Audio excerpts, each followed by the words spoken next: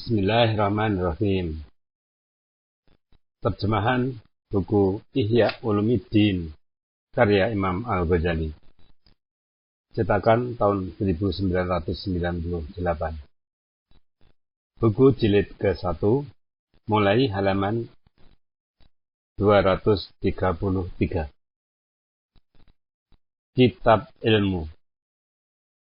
Lanjutan dari sebelumnya.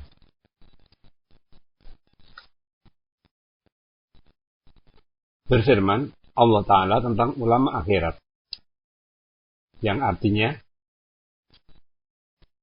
bahwa di antara orang-orang yang diturunkan kitab itu ada orang yang beriman kepada Allah dan kepada wahyu yang diturunkan kepada kamu dan yang diturunkan kepada mereka. Mereka tunduk kepada Allah dengan tidak menukar keterangan-keterangan Allah itu dengan harga yang murah. Mereka memperoleh pahala dari sisi Tuhan.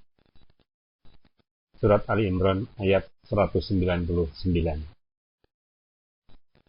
Berkata setengah ulama salaf, para ulama itu dibangkitkan dalam rombongan nabi-nabi, dan para qadhi, hakim, dibangkitkan dalam rombongan raja-raja.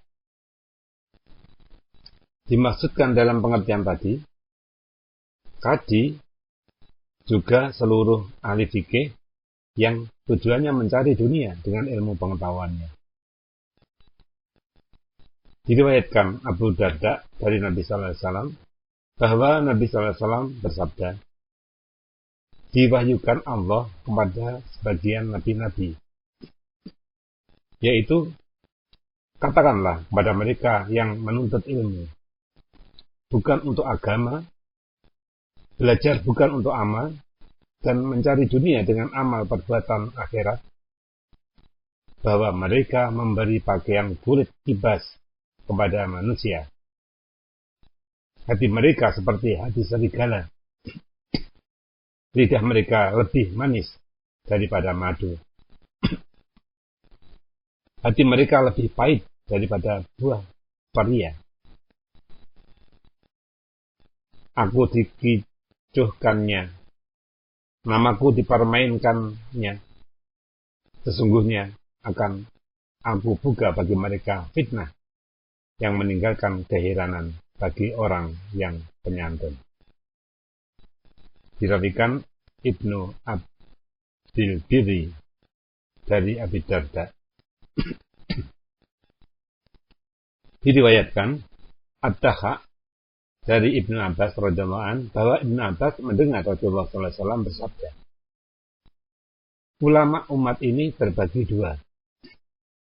Yang satu dianugerahi Allah ilmu pengetahuan lalu diberikannya kepada orang lain dengan tidak menghadap apa-apa dan tidak diperjualbelikan.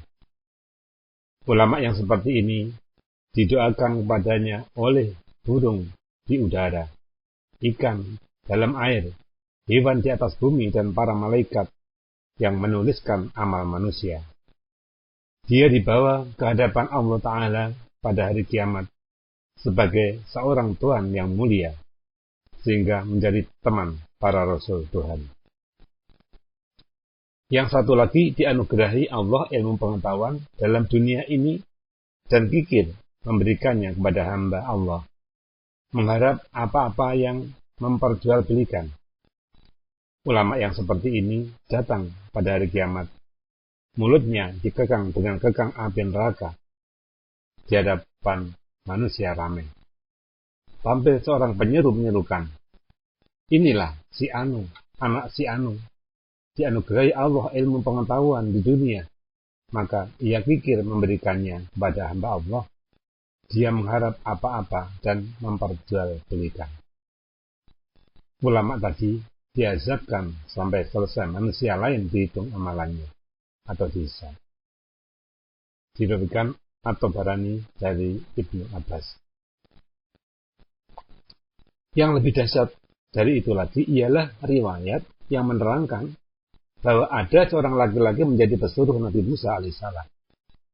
Laki-laki itu selalu mengatakan, diceritakan kepadaku oleh Musa pilihan Allah. Diceritakan kepadaku oleh Musa yang dilepaskan Allah atau Najiullah. Diceritakan kepadaku oleh Musa yang berkalam dengan Allah atau Kalimullah. Sehingga orang itu menjadi kaya raya, banyak hartanya.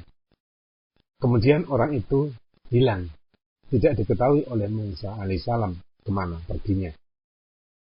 Maka Musa alaihissalam bertanya ke sana kemari, tetapi tidak mendapat berita apa-apa. Pada suatu hari datanglah seorang laki-laki kepada Musa alaihissalam membawa seekor babi, dan pada leher babi itu tali hitam. Bertanya Musa alaihissalam pada laki-laki itu, "Kenalkah engkau si Anu?" Menjawab laki-laki itu, "Kenal. Dialah babi ini." Maka berdoa Musa alaihissalam, "Wahai Tuhanku, aku bermohon kehadiratmu. Kembalikanlah orang ini kepada keadaannya semula, supaya aku dapat menanyakan apakah yang telah menimpa dirinya." Maka Allah Azza mewahyukan kepada Musa alaihissalam, "Sekiranya engkau meminta kepadaku dengan apa yang telah dimintakan Adam, atau lebih kurang lagi, tidak juga aku perkenankan. Tetapi aku kabarkan kepadamu, mengapa aku berbuat begitu adalah disebabkan orang itu mencari dunia dengan agama." Yang lebih berat lagi dari ini ialah yang diriwayatkan Ma'az bin Jabal radhiyallahu anhu, suatu hadis mauquf dan marfu, bahwa Nabi SAW bersabda, "Di antara fitnah dari seorang yang berilmu ialah lebih suka ia berkata-kata daripada mendengar. Sebab dalam perkataan itu banyak bunga dan tambahan yang belum ada jaminan terpeliharanya dari kesalahan. Dalam berdiam timbul keselamatan dan tanda berilmu pengetahuan. Di antara orang yang berilmu atau ulama, ada yang menyimpan saja ilmunya, tidak suka ada pada orang lain. Orang yang semacam ini dalam lapisan pertama dari api neraka. Di antara orang yang berilmu, ada yang bersikap sebagai raja dengan ilmunya. Jika ada pengetahuannya yang ditolak orang atau dipandang orang lemah dan kurang benar, maka marahlah dia. Orang yang semacam ini dalam lapisan kedua dari api neraka. Di antara orang yang berilmu, ada yang menyediakan ilmunya dan pembahasan ilmiahnya yang mendalam untuk yang terkemuka dan yang kaya saja, dan tidak mau melihat kepada orang-orang yang memerlukan kepada ilmu pengetahuannya. Orang yang semacam ini dalam lapisan ketiga dari api neraka. Di antara orang yang berilmu, ada yang mengangkat dirinya untuk memberi fatwa, lalu ia berfatwa salah. Allah Ta'ala memarahi orang-orang yang memberatkan dirinya dengan beban yang tidak disanggupinya. Orang yang semacam ini dalam lapisan keempat dari api neraka. Di antara orang yang berilmu, ada yang berbicara cara Yahudi dan Nasrani untuk memperlihatkan ketinggian ilmu pengetahuannya. Orang yang semacam ini dalam lapisan kelima dari api neraka. Di antara orang yang berilmu, ada yang membuat ilmunya untuk prestis atau kehormatan diri, kemuliaan, dan keharuman nama di tengah masyarakat. Orang yang semacam ini dalam lapisan keenam dalam api neraka. Dan di antara orang yang berilmu, ada yang menarik kebanggaan dan kesombongan dengan ilmunya. Bila ia memberi nasihat, menghardik. Dan bila dinasihati, berkeras kepala. Orang yang semacam ini dalam lapisan ketujuh dari api neraka. Wahai saudaraku, hendaklah engkau berdiam diri. Dengan berdiam diri, engkau dapat mengalahkan setan. Waspadalah dari tertawa tanpa ada yang menakjubkan, dan jadi berjalan tanpa ada maksud. Diriwayatkan Abu Naim dari Ibnu Juz'i dari Ibnu Abbas. Pada hadis yang lain disebutkan, ada orang yang berkumandang pujian terhadap dirinya memenuhi antara masyrik dan maghrib, tetapi pada sisi Allah tidak ada timbangannya seberat sayap lalat. Diceritakan bahwa seorang laki-laki dari Khurasan membawa kepada Al-Hasan suatu bungkusan sesudah Al-Hasan meninggalkan majelisnya. Bungkusan tersebut berisi 5.000 dirham dan 10 potong kain dari benang halus. Berkata laki-laki itu, "Hai Abu Sa'id," atau panggilan kepada Al-Hasan, "inilah belanja dan inilah pakaian." Menjawab Al-Hasan, "Kiranya Allah melimpahkan kesehatan kepadamu. Kumpulkanlah ini untuk belanjamu dan pakaianmu. Kami tidak berhajat kepadanya. Sesungguhnya orang yang duduk seumpama majelisku itu dan menerima dari orang seperti ini, maka dia akan menjumpai Allah Ta'ala pada hari kiamat, dan dia tidak berbudi." Diriwayatkan dari Jabir, hadis mauquf dan marfu' atau hadis tidak kuat, bahwa Nabi SAW bersabda, "Janganlah engkau duduk pada setiap orang yang berilmu, kecuali pada orang yang berilmu yang mengajak kamu dari 5 kepada 5. Dari keraguan-raguan kepada keyakinan, dari riya kepada keikhlasan, dari kegemaran kepada dunia, kepada zuhud, dari takabur kepada kerendahan diri, dan dari permusuhan kepada nasihat menasihati." Diriwayatkan Abu Naim dari Ibnu Juz'i. Berfirman Allah Ta'ala yang artinya, "Lalu dia keluar kepada kaumnya dengan perhiasannya yang indah-indah." Orang-orang yang menghendaki kehidupan dunia ini berkata, "Wahai, kiranya kami mempunyai seperti apa yang diberikan kepada Qarun. Sesungguhnya dia beruntung yang besar atau bernasib baik." Tetapi orang-orang yang berpengetahuan berkata, "Malang nasibmu. Pahala dari Tuhan lebih baik untuk orang yang beriman." Surat Al-Qasas ayat 79-80. Maka ahli ilmu itu tahu memilih akhirat atas dunia. Di antara tanda-tanda ulama akhirat itu tidak bertentangan perbuatannya dengan perkataannya. Bahkan ia tidak menyuruh sesuatu sebelum dia sendiri menjadi orang pertama yang mengerjakannya. Berfirman Allah Ta'ala, "Adakah kamu menyuruh manusia dengan kebaikan dan kamu lupakan akan dirimu sendiri?" Surat Al-Baqarah ayat 44.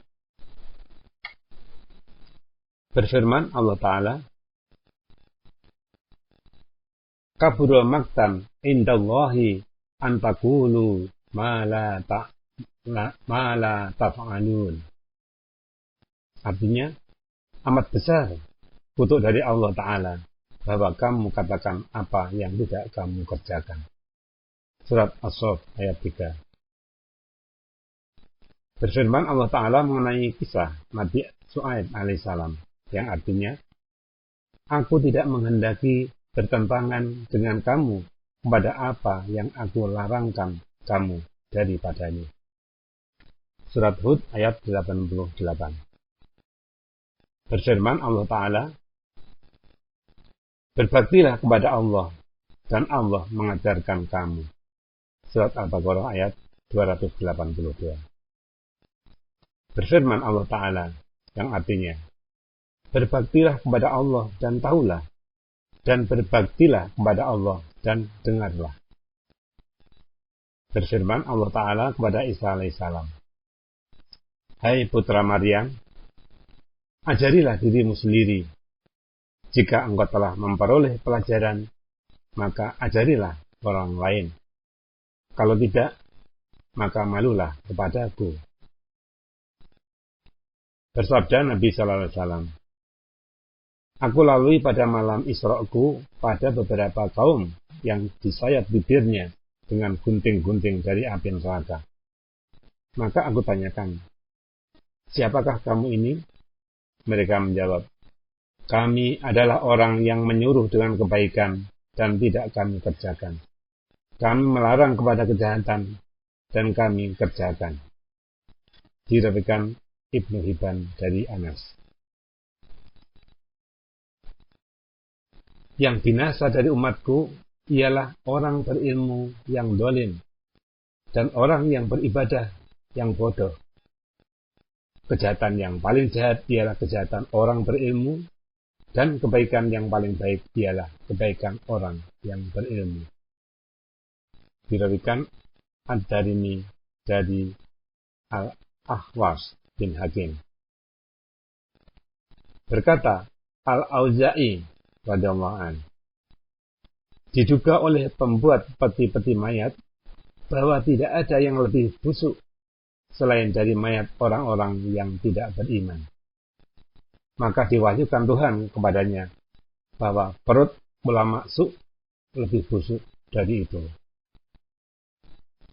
Berkata Hudail bin Iyad radhiyallahu anhu, sampai kepadaku bahwa orang yang berilmu yang fasik didahulukan penyiksaannya pada hari kiamat daripada penyembah-penyembah berhala. Berkata Abu Darda radhiyallahu anhu, siksaan neraka bagi orang yang tidak berilmu 1 kali, dan bagi orang yang berilmu yang tidak mengamalkan 7 kali. Berkata As-Sa'bi, muncul pada hari kiamat suatu golongan dari penduduk surga berhadapan dengan suatu golongan dari penduduk neraka.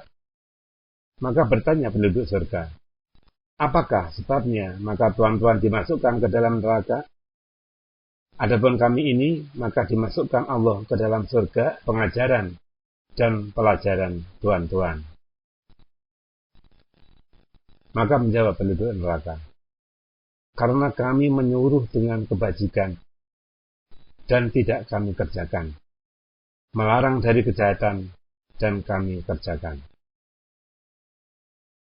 Berkata Hatim Al-Assam radhiyallahu anhu, tidak adalah kerugian yang paling hebat pada hari kiamat selain dari orang yang mengajari manusia ilmu pengetahuan lalu diamalkan mereka, sedang dia sendiri tidak mengamalkannya.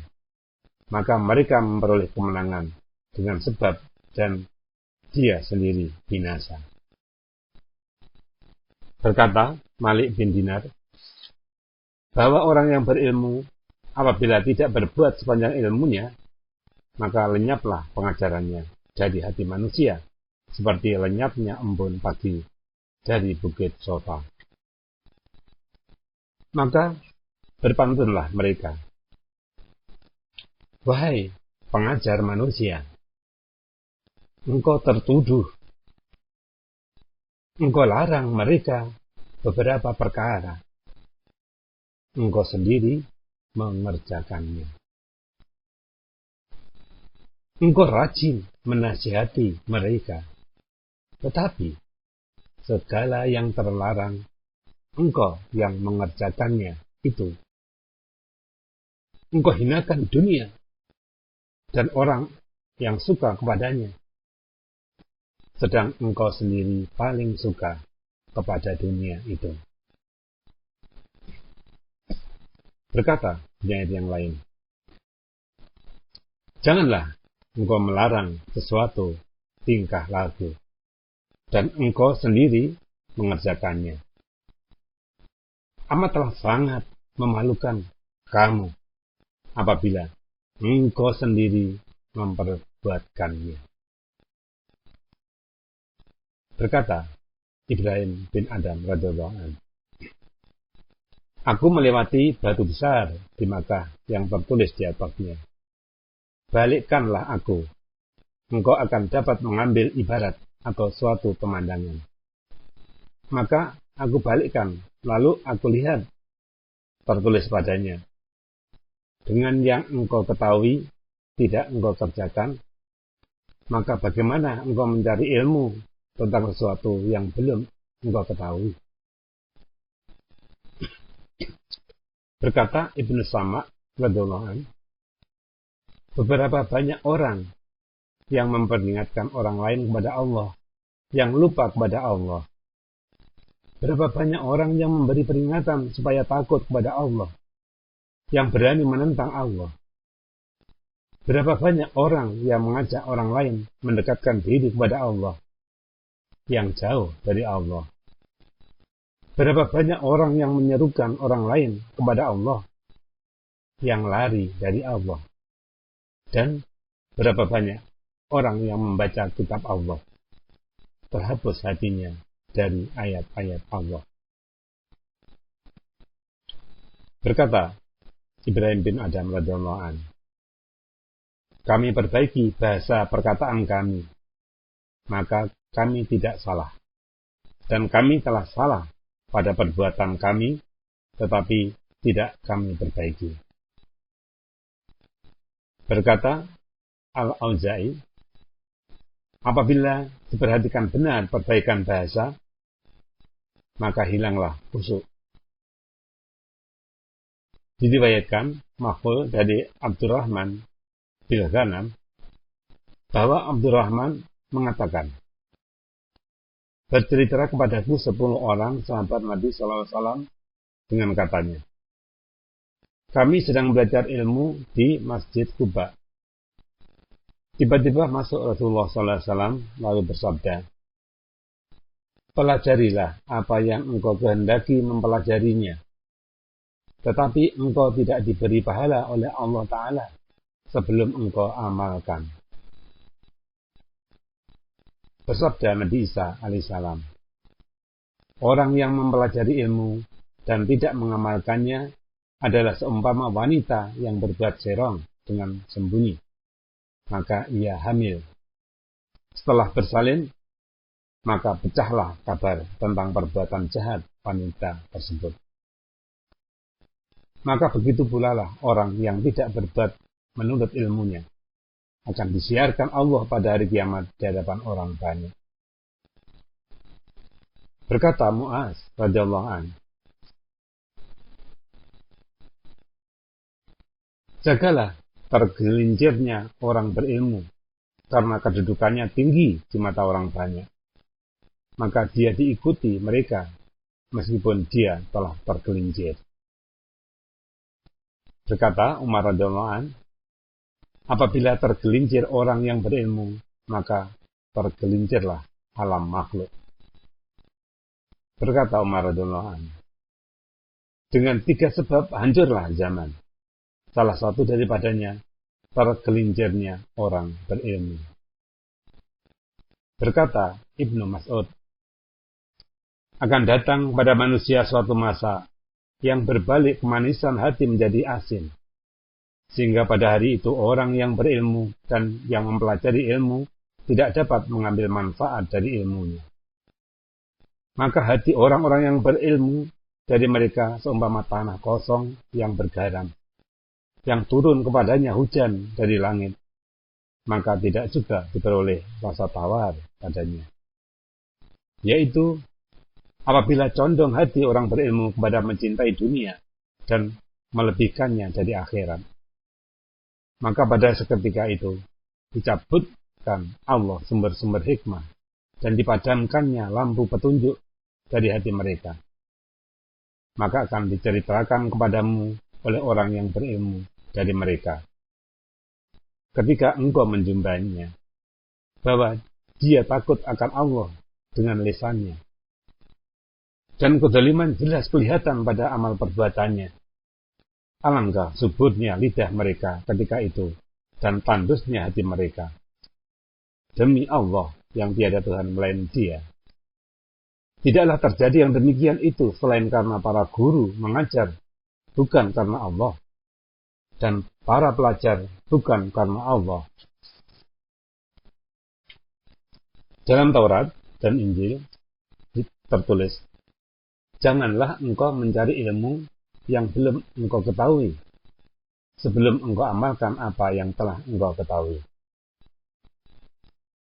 Berkata Hudzaifah radhiyallahu anhu, "Sesungguhnya engkau sekarang berada pada zaman di mana orang yang meninggalkan 1/10 dari yang diketahuinya menjadi binasa. Dan akan datang suatu zaman di mana orang yang mengerjakan padanya 1/10 dari apa yang diketahuinya, niscaya ia selamat. Sebabnya adalah karena banyaknya orang yang berbuat batil." Ketahuilah bahwa orang berilmu itu adalah serupa dengan qadhi atau hakim. Nabi SAW bersabda, qadhi itu 3 macam.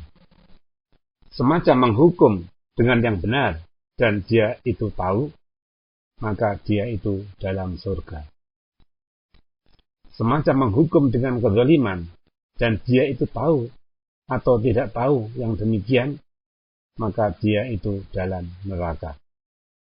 Dan semacam lagi menghukum di luar dari perintah Allah, maka dia itu dalam neraka. Berkata Ka'ab radhiyallahu anhu, adalah pada akhir zaman orang-orang yang berilmu menyuruh manusia zuhud dari dunia dan mereka sendiri tidak zuhud. Menyuruh manusia takut kepada Tuhan dan mereka sendiri tidak takut. Melarang manusia mendatangi wali-wali negeri dan mereka sendiri datang kepada wali-wali negeri. Mereka memilih dunia dari akhirat. Mereka makan hasil usaha lidah mereka. Mereka mendekati orang-orang kaya, tidak orang-orang miskin.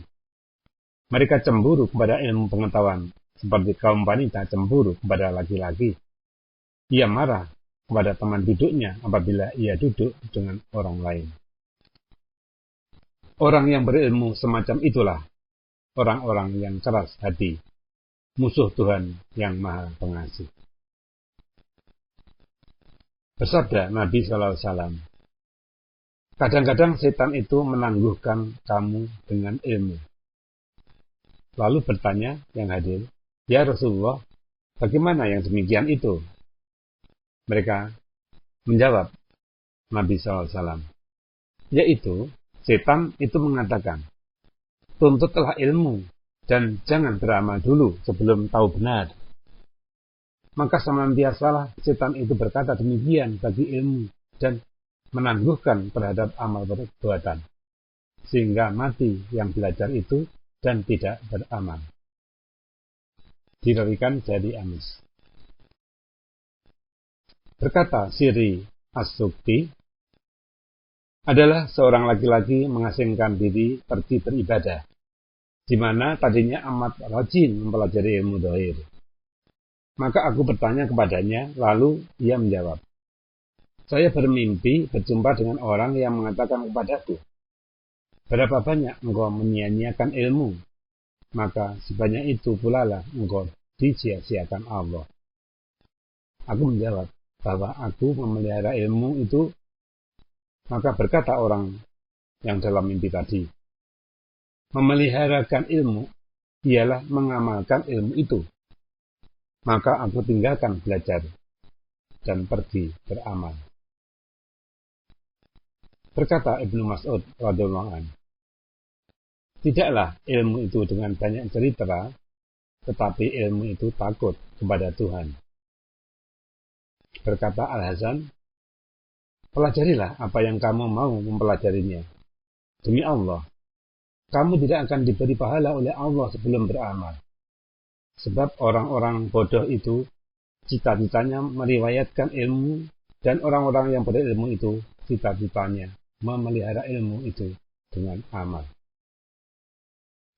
Berkata Malik radhiyallahu anhu, "Menuntut ilmu itu baik dan mengembangkannya baik apabila niat itu betul. Tetapi perhatikanlah apa yang harus bagimu dari pagi sampai petang. Maka janganlah engkau lebihkan sesuatu itu dari ilmu."